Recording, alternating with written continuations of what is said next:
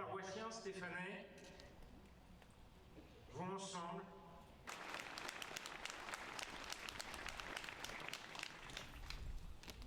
être plus forts après qu'avant.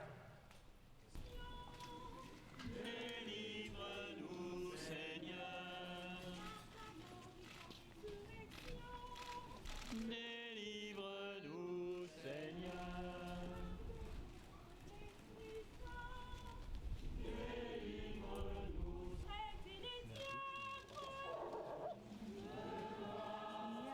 Écoute-nous.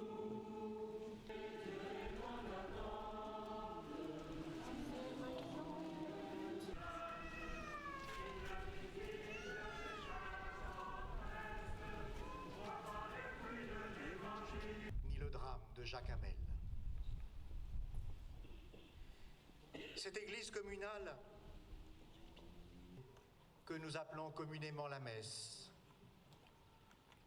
le Père.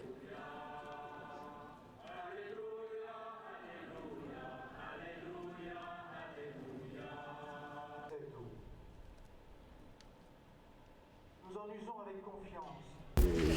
On sent surtout que c'est une ville qui, pour moi, a été complètement souillée, quoi. Quand vous êtes originaire d'une ville et puis quelque chose se passe aussi près de chez vous, vous avez la haine. J'ai beau être catholique, mais je ne me vois pas pardonner ce genre de geste. Que Dieu nous garde fidèles à l'esprit que nous avons reçu. C'était quelqu'un de très proche, très humble, très serein vis-à-vis des enfants aussi. C'était important pour nous les parents de confier nos enfants à ce prêtre.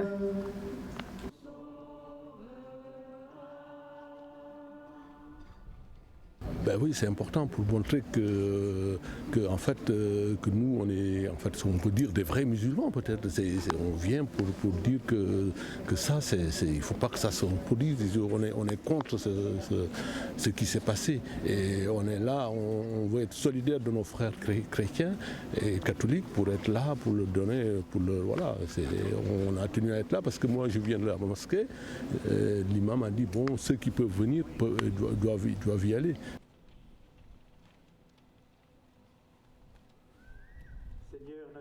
Il n'a pas produit de miracle, donc il ne peut pas être saint en tant que tel. Mais bienheureux, oui, parce qu'il a bien reconnu que ce n'était pas son frère musulman qui l'attaquait, mais bien un représentant du Satan, qui est un Satan pour tout le monde aussi.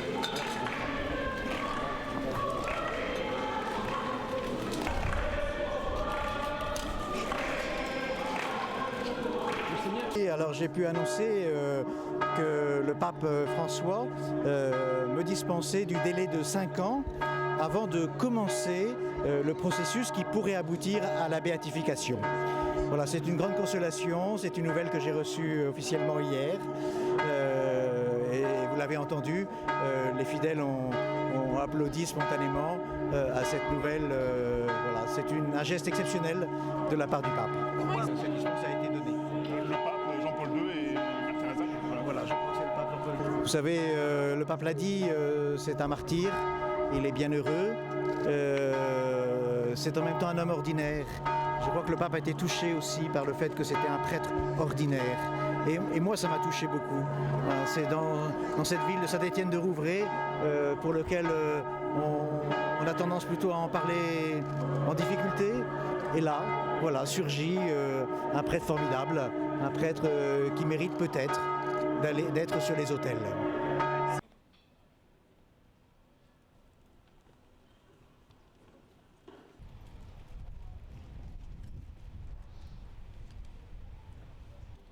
Et qu'ainsi, nous ne soyons plus esclaves du péché. Bon. De même, vous aussi,